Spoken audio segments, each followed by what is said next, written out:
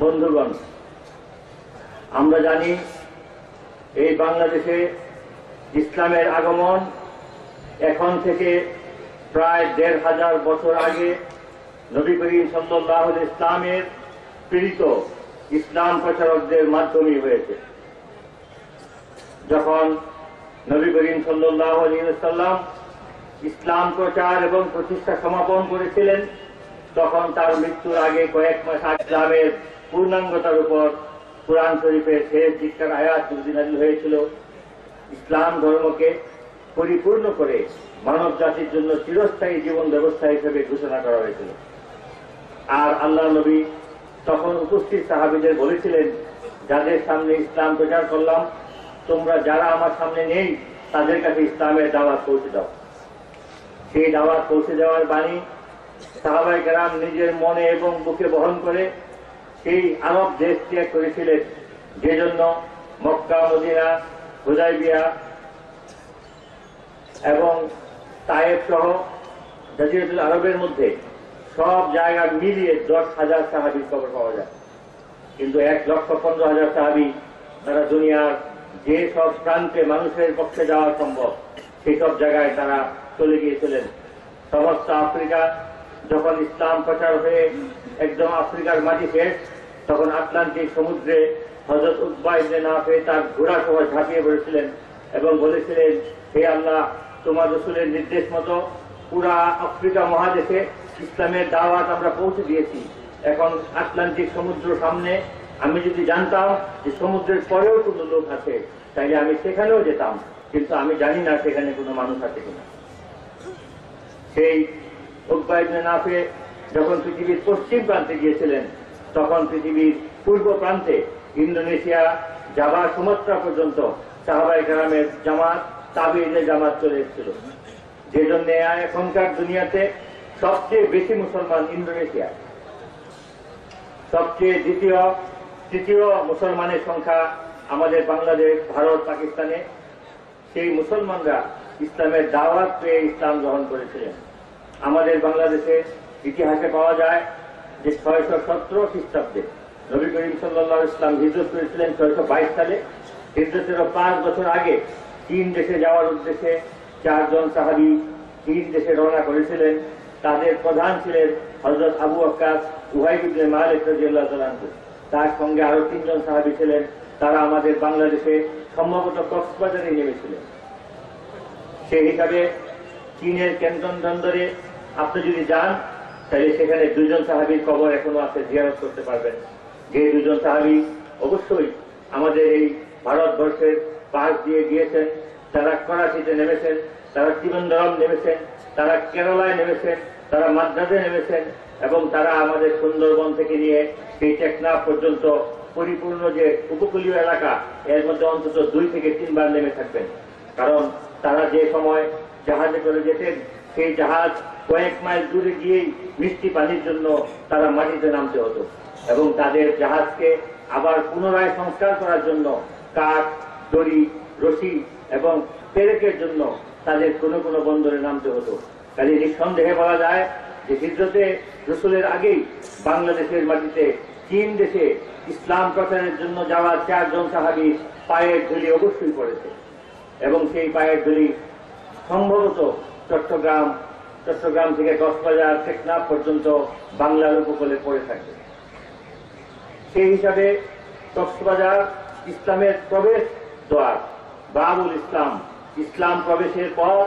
সেই কক্সবাজারকে আমরা ইসলামের দুয়ার হিসাবে মনে করি এবং বাংলাদেশের মধ্যে সমস্ত জেলা এবং উপজেলার মধ্যে সবচেয়ে বেশি সংখ্যক আলেম ওলামা, পীর মাশায়েখ, হাফেজ, সবচেয়ে বেশি মসজিদ মাদ্রাসা, সবচেয়ে বেশি প্রবাসী মানুষ, সবচেয়ে বেশি মধ্যপ্রাচ্য যাত্রী, সবচেয়ে বেশি হজ ওমরাকারী, সবচেয়ে বেশি পর্দা এবং বোরকা, সবচেয়ে বেশি ইসলামী আন্দোলন, তাবলীগ, সবচেয়ে বেশি টুপি দাড়ি এবং সবচেয়ে বেশি প্রবীণ মুসলমানের এলাকা হলো এই কক্সবাজার, টেকনাফ এলাকা। এই দেশে আলেম ওলামাদের নেতৃত্বে, আলেম ওলামাদের নির্দেশনায় এই দেশের ৯২% মুসলমান, মুসলমানদের মধ্যে ৯০% আরো বেশি আলেমদের কথায় চলেন। তাদের জীবনে ঈমান আছে, ইসলাম আছে, তাদের জীবনে শরীয়ত আছে, তাদের জীবনে পাকি নাপাকি আছে, তাদের জীবনে বৈধ অবৈধ আছে, তাদের জীবনে ইসলামকে মানার প্রবণতা আছে। কিন্তু আমাদের এই মুসলমানদের মনের অবস্থা, প্রশাসন এবং সরকারের যে দলই থাকুক, শিক্ষিত সমাজ এবং প্রশাসন তারা পরিপূর্ণভাবে দরদ নিয়ে বোঝার চেষ্টা করে না। যদি দরদ নেওয়ার চেষ্টা করত, তাহলে শান্তিপ্রিয় মুসলমান, মসজিদের মুসল্লি, নামাজি, ইসলাম প্রিয় জনগণ এবং তাদের পথ প্রদর্শক, পরহেজগার, সুফি, দরবেশ, আলেম, উলামা, মুফতি, মুহাদ্দিস, মুহতামিম, পীর মাশায়েখ, হাফেজ, কারি, ওয়াইজ এবং মুফাসসির তাদেরকে নিয়ে সারাদিন সারা রাত 15 দিন 1 মাস ব্যাপী ওয়াজ মাহফিল করার জন্য তারা সহায়তা করছে। ওয়াজ মাহফিলের মধ্যে মানুষকে মনুষ্যত্ব শিক্ষা দেওয়া হয়, মানুষকে পিতামাতার বাধ্য হতে শিক্ষা দেওয়া হয়, মানুষকে মাদক বিরোধী শিক্ষা দেওয়া হয়, মানুষকে সন্ত্রাস, জঙ্গিবাদ ও বোমা বিরোধী শিক্ষা দেওয়া হয়, মানুষকে এই দেশে সঠিকভাবে আচরণ করা, সঠিকভাবে জীবন যাপন করা শিক্ষা দেওয়া হয়। কোরআনের খণ্ডিত ব্যাখ্যা করেন কিনা, কোরআনের ভুল ব্যাখ্যা করেন কিনা, সেই জন্য মসজিদে জুমার সময় পুলিশ দেওয়া হবে। শুনে আমরা খুব চিন্তিত হলাম, খুব আশ্চর্য লাগলো যে বাংলাদেশে 4.5 লক্ষ মসজিদ আছে, জুমার নামাজ হয়, স্টাফ আছে, ইমাম আছেন, মুয়াজ্জিন আছেন, খাদেম আছেন, নির্দিষ্ট কমিটি আছে, এরকম মসজিদ হলো 3.5 লাখ। এছাড়া school, college, university, bus stand, rail stand, airport, office আদালত, কোর্ট কাছারি, ইউনিভার্সিটির হল এবং কমিউনিটি সেন্টার, বড় বড় মার্কেট, সেগুলির মধ্যে আরো 1.5 লক্ষ মসজিদ আছে। এই মোটমাট 4.5 লক্ষ মসজিদ অথবা 5 লক্ষ মসজিদ, প্রতিটি মসজিদে জুমার সময় কি বয়ান হয়, ফজরের পরে কি তালিম হয়, এশার পরে কি শিক্ষা দেওয়া হয়, নুরানিতে কি বলা হয়, হাদিসের মধ্যে কি বোঝানো হয়, মানুষকে কিসের ফজিলত বলা হয়, মানুষকে কি শিক্ষা দেওয়া হয়, সেটা চেক করা বা দেখার জন্য পুলিশ রাখবে। পুলিশের একজন অফিসার, তিনি ডিবি প্রধান ডক্টর জাভেদ পাটোয়ারি, তিনি বললেন যে আমাদের তো প্রতিটি মসজিদে একজন করে পুলিশ দিলেও 3 লাখ পুলিশ লাগবে, এত পুলিশ তো বাংলাদেশে নাই।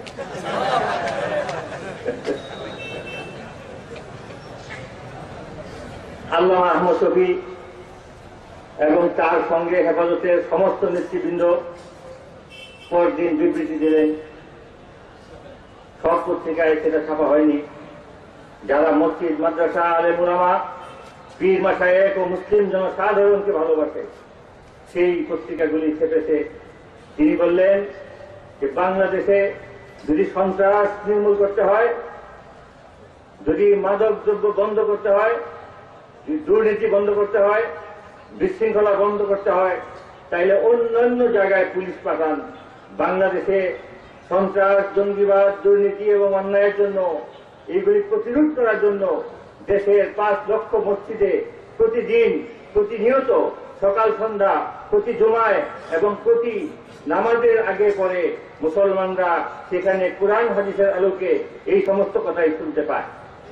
সেখানে এসে পুলিশ দাঁড়িয়ে থাকার কোনো প্রয়োজন নেই। এরপরে চিন্তা করে দেখেন বাংলাদেশে কোন আলেম খণ্ডিত ব্যাখ্যা করেন, কোন আলেম ইসলামের ব্যাখ্যা ভালোভাবে করেন বা মন্দ করেন, তিনি হাদিস শুদ্ধ করেন না অশুদ্ধ করেন, সেইগুলি দেখার জন্য পুলিশের কনস্টেবলরা কি বুঝবে? আশ্চর্য, মানে তাদের চিন্তাটা কি? আমার তো মনে হয় যে পুলিশের যে আইজি, ডিআইজি, পুলিশের যে বড় বড় অফিসার, তারাও একজন বড় ভালো খতিব যদি আরবিতে খুতবা দেন, তিনি যদি কুরআন হাদিসের উদ্ধৃতি দিয়ে বয়ান দেন, তিনি যদি ইসলামের যুক্তি, তর্ক, দর্শন সম্বন্ধে কথা বলেন, তিনি যদি আরবি, ফার্সি, উর্দু, কবিতা এবং বিভিন্ন ধরনের কিতাবের হাওয়ালা দেন, তাইলে তো ওনারাও বুঝবেন। সাধারণ পুলিশ উনি কি বুঝবে যে আলেমরা তফসির ভালো করতেছেন নাকি মন্দ করতেছেন? এগুলি হল এক ধরনের ভুল চিন্তা। বাংলাদেশে যদি সন্ত্রাস নির্মূল করতে হয়, যদি মাদক দ্রব্য নির্মূল করতে হয়, জঙ্গিবাদ নির্মূল করতে হয়, দেশের মানুষকে ভালো বানাতে হয়, দেশের মানুষকে শান্তি শৃঙ্খলা এবং সুশিক্ষা আদর্শ এগুলি দিতে হয়, তাইলে আমি প্রশাসন এবং পুলিশ তাদেরকে বলবো, আপনারা বাংলাদেশের মুসলমান, বাংলাদেশের বৃদ্ধ মুসলমানদের সন্তান, বাংলাদেশের আলেম ওলামা পীর মাশায়েখেরই আপনারা ভাগিনা, ভাতিজা, ছাত্র, শিষ্য, বন্ধু বা প্রতিনিধি। আপনারা নিজেরাও নামাজ পড়ে পড়ে এই পর্যন্ত এসছেন। আপনাদের পুলিশ লাইনে, আপনাদের আইডি অফিসে, আপনাদের পুলিশের ক্যাম্পে, আপনাদের থানায়, সব জায়গায় আলেম ওলামারা কিন্তু প্রতি জুমার দিন জুমার মধ্যে ইসলামের শান্তির কথা, জঙ্গিবাদের কথা, দুর্নীতির কথা, ব্যভিচারের বিরুদ্ধে কথা, অপসংস্কৃতি বিরোধী কথা বলে আসছেন। আপনারা নিজেরাও যদি চান তাইলে আলেম ওলামাদের কাছ থেকে সহায়তা নিন। সমাজের সমস্ত অন্যায় অপকর্ম দূর করার জন্য আলেম ওলামারা আছেন এবং তারা সেটা নিরলসভাবে করছেন, আপনাদের সহায়তা ছাড়াই করছেন। কিন্তু আপনারা যদি মনে করেন যে দেশের সমস্ত অশান্তির মূল হল মসজিদ, দেশের সমস্ত খারাপ লোক যায় মসজিদে, দেশের সমস্ত দুর্নীতিবাজ মসজিদে, দেশের সমস্ত সন্ত্রাসের উৎস মসজিদ, সমস্ত জঙ্গিবাদের উৎস মসজিদ, দেশের সমস্ত অশ্লীলতা অন্যায় পাপাচারের উৎস মসজিদ, আর মসজিদের মধ্যে একটা করে পুলিশ পাঠাতে হবে, তাইলে আপনাদের আরো মাথার সুচিকিৎসা করা দরকার। আপনাদের চিন্তা ভাবনা, আপনাদের রুচি এবং আপনাদের কথাবার্তার মধ্যে অনেক উল্টাপাল্টা হয়ে গেছে, সেইগুলি ঠিকঠাক করার জন্য আপনারা মাথা চিকিৎসা করেন। সারা দুনিয়াতে মিডিয়ার মাধ্যমে আমরা ভয় পেয়েছি। সারা পৃথিবী এখন একটা গ্লোবাল ভিলেজ। 2 মিনিটের মধ্যে অস্ট্রেলিয়া থেকে আপনার আমেরিকা শেষ প্রান্ত পর্যন্ত, উত্তর মেরুর সাইবেরিয়া থেকে দক্ষিণে ইয়েমেন পর্যন্ত সারা পৃথিবীতে 1 মিনিটের মধ্যে সংবাদ চলে যায়। যখন বিশ্ববাসী জানবে যে বাংলাদেশের সমস্ত অন্যায়, দুর্নীতি, অশান্তি, জঙ্গিবাদের মূল এই দেশের 5.5 লাখ মসজিদ, আর মসজিদের মধ্যে একজন করে পুলিশ দেওয়ার জন্য সরকার হাহাকার, তখন মানুষ কি বুঝতে পারবে? এদেশে অস্ত্রের ভান্ডার হল ইউনিভার্সিটি, এদেশের সন্ত্রাসের ভান্ডার হল দলীয় কর্মীদের অফিস, এদেশে অস্ত্রবাদ, সন্ত্রাসী, সমাজের অশান্তি যারা করে তারা বিভিন্ন দলের বর্তমান এবং সাবেক এমপি মন্ত্রীদের বাসায় এবং গুদামে এবং কারখানায় তারা থাকে। যদি সন্ত্রাস নির্মূল করতে চান তাহলে দলীয় ক্যাডারদেরকে ধরেন। যদি সন্ত্রাস, মাদক দ্রব্য দূর করতে চান তাহলে প্রশাসনের মধ্যে যারা দুর্নীতিবাজ তাদেরকে ধরেন। যদি ঘুষ এবং অন্যায় দূর করতে চান তাহলে তালিকা করে দেশের প্রশাসনিকভাবে যারা দুর্নীতিবাজ তাদেরকে ধরেন। যদি দেশের সম্পদ লুট করার জন্য কাউকে ধরতে চান তাহলে গত 44 বছর যারা দেশ পরিচালনা করেছে তাদের সবার বিদেশি ব্যাংকের অ্যাকাউন্ট চেক করুন, তাদের সম্পদের হিসাব দিন, তাদেরকে ভালো করার জন্য চেষ্টা করুন। আপনাদের সব জায়গায় ব্যর্থতা, সব জায়গায় অন্ধকার, সব জায়গায় কালো, সব জায়গায় কালো টাকা, সব জায়গায় সন্ত্রাস, সব জায়গায় ভায়োলেন্স, সব জায়গায় ব্যর্থতা। এখন আপনাদের একমাত্র নজর করেছে মসজিদের দিকে। এজন্য হাদিস শরীফে আছে যে মানুষের যখন চিন্তা নষ্ট হয়, দৃষ্টিভঙ্গি উল্টা হয়, ভাবনাটা যখন তাদের নেগেটিভ হয়, তখন তাদের হেদায়েতের জন্য দোয়া করতে হয়। আল্লামা আহমদ শফী, আল্লাহ তার হায়াত দারাজ করুন, তিনি বাংলাদেশের প্রতিটি তৌহিদি জনতাকে, বিভিন্ন দল, মত, পথ এবং সংগঠনের ইসলামী নেতৃবৃন্দকে, বিভিন্ন শ্রেণী পেশার ইসলাম বিরোধী জনগণকে, ইসলামের জন্য নিবেদিত ছাত্র, তরুণ, নারীদেরকে ইসলাম রক্ষার নতুন একটি আবেগ এবং স্লোগান তুলে দিয়েছে। এদেশে সরকার যারা চালান ভালো, যারা ক্ষমতায় আছেন তারা থাকেন, যদি নির্বাচন হয় যারা আসার তারা আসেন, নির্বাচন যদি না হয় তাহলে না হোক, সংবিধানে অন্য কিছু এনে আপনারা চিরস্থায়ী হন অথবা অন্য কেউ আসুক, এটা নিয়ে আলেমদের কোনো মাথা ব্যথা নাই, আলেমদের কোনো হেডেক নাই। কারণ আলেম ওলামারা কখনো সরকারে ছিলেন না, তারা ক্ষমতা চানও না। আলেম ওলামারা সরকারে ছিলেন না, ক্ষমতা চানও না। তারা চান যে একটা মানুষ যদি ব্যাংক পরিচালনা করে সেই জন্য সুদ ভিত্তিক ব্যাংক বাতিল করে শরিয়া মতো চলে। আলেম ওলামারা নিজেরা ব্যাংক খুলে ব্যবসা করবেন না। আলেম ওলামারা চান যদি হসপিটাল খোলা হয় সেই হসপিটালের মধ্যে ইমানদারির সঙ্গে মানুষকে স্বাস্থ্যের চিকিৎসা দেওয়া হোক, চিকিৎসার নামে মিথ্যা ওষুধ কিনে না হোক, চিকিৎসার নামে ভুল চেক আপ না দেওয়া হোক, চিকিৎসার নামে বারবার তাদেরকে টেস্ট করানো না হোক, চিকিৎসার নামে মিথ্যা অন্যায়ভাবে অস্ত্রোপচার করা না হোক, চিকিৎসার নামে মানুষকে শোষণ করা না হোক। এই নীতি আদর্শ শরীয়ত জায়েজ না জায়েজের ওয়াজ আলেমদের কাজ। আলেমরা নিজেরা হসপিটাল চলে ব্যবসা করবেন না। ঠিক এরকম যোগাযোগের সেক্টরে, আইটি সেক্টরে, ব্যবসা বাণিজ্যে, আন্তর্জাতিক ব্যবসায়, স্থানীয় ব্যবসায়, সরকারে, প্রশাসনে, শিক্ষায় এবং চিকিৎসায় কোথাও আলেমরা নিজে গিয়ে সেখানে কাজ করবেন, সেটা ইসলামের নিয়ম নয়। কিন্তু আলেম সমাজ মানুষের ব্যক্তিগত জীবন, পারিবারিক জীবন, সামাজিক জীবন, রাষ্ট্রীয় জীবন, অর্থনৈতিক জীবন, সাংস্কৃতিক জীবন এবং আন্তর্জাতিকভাবে বাংলাদেশের মানুষের অবস্থান সব কিছুর ব্যাপারে সচেতনভাবে তারা দিক নির্দেশনা দিচ্ছেন এবং দিবেন। যদি আলেম সমাজ নীরব হয়ে যান, আলেম সমাজ যদি তাদের দায়িত্ব ছেড়ে দেন, আলেম সমাজ যদি জনগণকে পাহারা না দেন, তাইলে কি হবে? মুসলমানের এই দেশে কিছু সংখ্যক নাস্তিক মুরতাদ তারা চায় এই দেশে বৈদেশিক মুদ্রা আয় করার জন্য, এই দেশে বিদেশি লোকদেরকে আকৃষ্ট করার জন্য, এই দেশে বিনিয়োগ আনার জন্য, এই দেশে টুরিস্ট আনার জন্য তারা এই দেশে অবাধে মদের ব্যবস্থা করবে। তারা নিজেদের আত্মীয় স্বজন এবং নিজেদের দূরবর্তী যে সমস্ত মেয়ে তাদেরকে দেহ ব্যবসায় তারা লিপ্ত করবে। তারা এই দেশে ওপেন এমন কালচারাল পরিবেশ তৈরি করবে যে পরিবেশ ফিলিপাইন, ব্যাংকক, থাইল্যান্ড, সিঙ্গাপুরের মধ্যে মানুষ করে এবং ধিক্কার দেয়। ইউরোপ আমেরিকায় যেমন ব্রুসেল আছে, সমস্ত জাতি কোন কোন দেশে এমন তাদের জাতীয় আয় হয় নারী দেহের ব্যবসা দিয়ে। কিন্তু বাংলাদেশে এই ধরনের অন্যায় অপকর্ম, এই ধরনের অপসংস্কৃতি, এই ধরনের মদ মাদক দ্রব্য, এই ধরনের নৃত্যগীত, এই ধরনের দেহ ব্যবসা, এই ধরনের সেক্স ওয়ার্ক, এই ধরনের ব্রুসেল, এই ধরনের কার্নিভেল, এই ধরনের নৃত্য, এই ধরনের জুয়া, এই ধরনের ক্যাসিনো, এই ধরনের হাউজি বাংলাদেশের তৌহিদি জনতা বেঁচে থাকতে হতে দেবে না। যদিও আপনাদের মনে কষ্ট হয়, যদিও মনে হয় যদি আলেম ওলামারা না থাকতেন, যদি ধর্মীয় সমাজ না থাকতো, ইসলামী সংগঠন না থাকতো, হেফাজতে ইসলাম না থাকতো, মসজিদ মাদ্রাসা না থাকতো, আল্লামা আহমদ শফি না থাকতেন, তার আহ্বানে বাংলাদেশের টেকনাফ থেকে তেতুলিয়া পর্যন্ত, রূপসা থেকে পাথুরিয়া পর্যন্ত 15 কোটি মুসলমান রাস্তায় নেমে আসার আশঙ্কা না থাকতো, যদি বাংলাদেশের এক প্রান্ত থেকে আরেক প্রান্ত পর্যন্ত সরকারের অপসংস্কৃতি অপকর্মের বিরুদ্ধে রুখে দাঁড়াবার সাহসী তৌহিদি জনতা না থাকতো, তাইলে বাংলাদেশকে তারা তাদের শখের স্বর্গে পরিণত করতেন।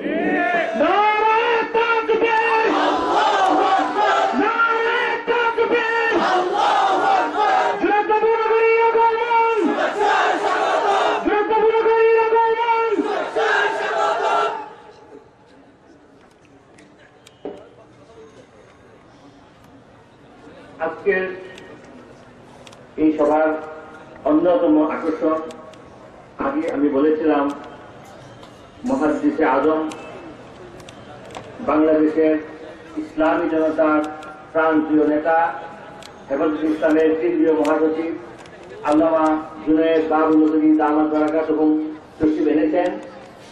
তিনি শেষ নসিহত করে আখিরি মোনাজাত করবেন। আপনারা সবাই ধৈর্য সহকারে বসুন।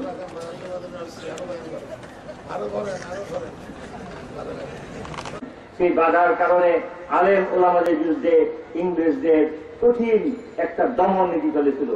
1857 সালে মুসলমানদের বিদ্রোহ বিলুপ্ত হওয়ার পর যখন ভারতবর্ষে শরীয়তের আলোকে ইসলামী সরকার কায়েম হয়েছিল, যে সরকার প্রধান ছিলেন হাজী এমদাদুল্লাহ মুহাজির মক্কি, তার প্রধান বিচারপতি ছিলেন হযরত রশিদ আহমদ গঙ্গুহি, তার প্রধানমন্ত্রী ছিলেন হযরত কাসেম নানুতুবি এবং প্রধান সেনাপতি ছিলেন হাফিজ জামিন শহীদ। সেই সরকার যখন ব্যর্থ হওয়ার পরে ইংরেজরা এই দেশের আলেম সমাজদেরকে, আলেম ওলামাদেরকে কিভাবে দমন করেছিল, ইংরেজদের বই উইলিয়াম হান্টারের লেখা আওয়ার ইন্ডিয়ান মুসলমান করে লেখেন।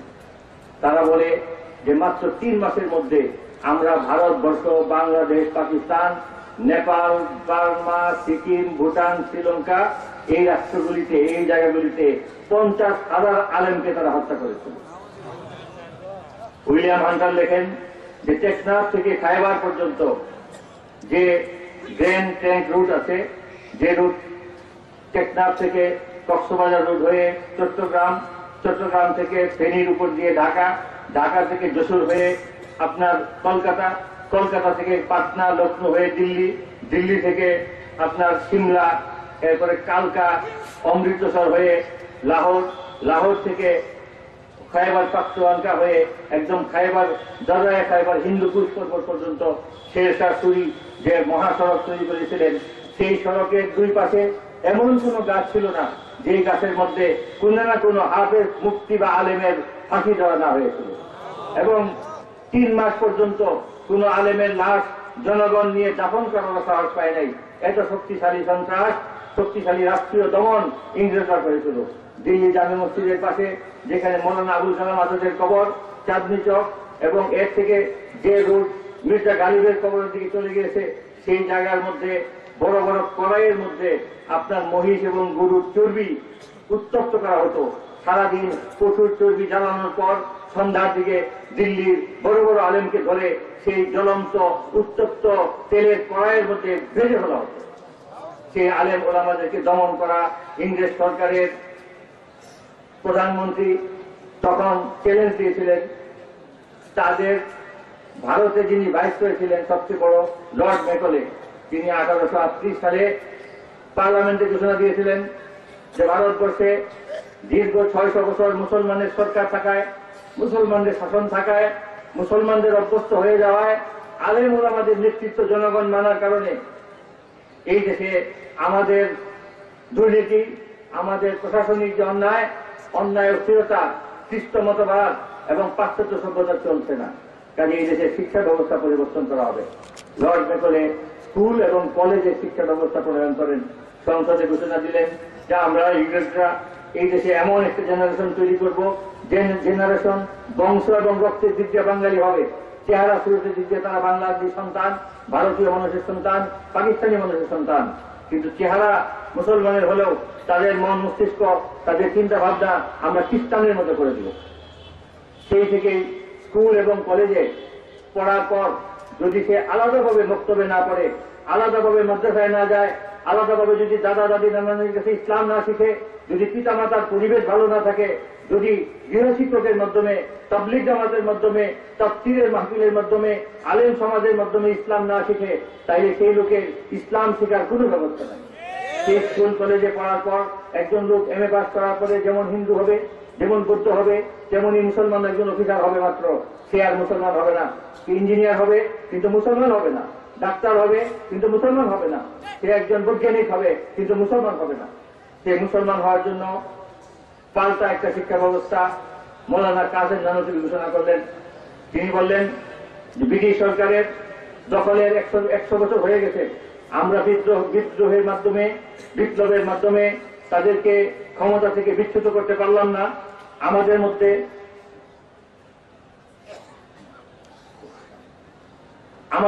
এক ধরনের হতাশা এসছে, আমরা হয়তো শক্তির মাধ্যমে, সংগ্রামের মাধ্যমে, আন্দোলন ও জেহাদের মাধ্যমে পারবো না, কিন্তু আমাদের যে দীর্ঘমেয়াদী জেহাদ, সমাজ পরিবর্তনের যে অঙ্গীকার এবং আমাদের যে তালিম, তরবিয়ত, তাজকিয়া, ইসলাহ এবং দাওয়াতের মাধ্যমে যে কাজ, সেই কাজ শুরু করতে হবে। চায় সমাজতন্ত্র চায়, কমিউনিজম চায়, গণতন্ত্র চায়, নাকি তারা ধর্ম নিরপেক্ষতা চায়, সেটার পরীক্ষা ওপেন ফিল্ডের মধ্যে নিরপেক্ষ নির্বাচনের মধ্যে ফায়সালা করা হবে। এখন কিছু হবে না, কারণ সবকিছুই অন্যদের হাতে আছে, অন্যদের হাতে আছে। কিন্তু আমি বলতে চাই, বাংলাদেশের মানুষের হৃদয়ের জমিন আমাদের হাতে আছে, বাংলাদেশের ময়দান আলেমুল আমাদের হাতে আছে। বাংলাদেশে যুদ্ধ, সন্ত্রাস, হানাহানি, মারামারি করে আমরা পারবো না। ইসলাম সেটা বলেও না। ইসলাম শক্তির জোরে প্রচারিত হয় নাই। ইসলাম তলোয়ারের ধর্ম নয়, ইসলাম সুন্নাহর ধর্ম, ইসলাম সদাচরণের ধর্ম, ইসলাম ক্ষমার ধর্ম, ইসলাম হৃদয় হরণের ধর্ম। মানুষের অন্তরকে জয় করার মাধ্যমে বাংলার আলেম সমাজ ব্রিটিশের বিরুদ্ধে সংগ্রাম করেছেন, পাকিস্তানের শাসনের বিরুদ্ধে সংগ্রাম করেছেন। 44 বছর যাবৎ সরকার যেই হোক, তাদের ধর্ম বিরোধী কাজকর্মের বিরুদ্ধে আলেমরা জাগ্রত আছেন, সবসময় কথা বলছেন, কোন স্বার্থ নিয়ে তো আলেমরা কথা বলেন নাই। তাইলে বাংলাদেশের সমস্ত মন্ত্রী মিনিস্টার, সমস্ত এমপি, সমস্ত প্রশাসন তারা যদি অপসংস্কৃতি, পর্যটন, তরুণ তরুণীদের হরিহল্লা, অবাধ মেলামেশা, নৃত্য গীত, গান, কার্নিভেলের জন্য সব কিছুর ব্যবস্থা পান, তাইলে আমরা সাধারণভাবে শানের রিসালতের কথা বলার জন্য, মানুষকে কোরআন সুন্নাহর বাণী শোনানোর জন্য, পীর আউলিয়া মাশায়েখদের চেহারা মানুষকে দেখানোর জন্য, মুসলিম জনগণের সঙ্গে কয়েক ঘন্টা বসার জন্য কেন অনুমতির জন্য দাঁড়িয়ে দাঁড়িয়ে ঘুরতে হয়? এই প্রশ্ন রেখেছি। যাদের বিবেক আছে তারা চিন্তা করবেন।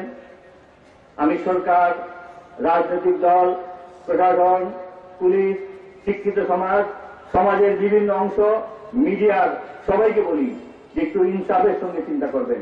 92 লাখ মুসলমান শরীয়তের আলোকে চলতে চায়, কতদিন বাধা হয়ে থাকবেন?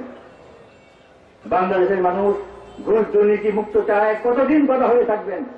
বাংলাদেশের মানুষ কুরআন সুন্নাহর আলোকে জীবন কাটাতে চায়, কুরআন সুন্নাহর কথা জিকির করতে করতে মরতে চায়, কতদিন বাধা হয়ে থাকবেন?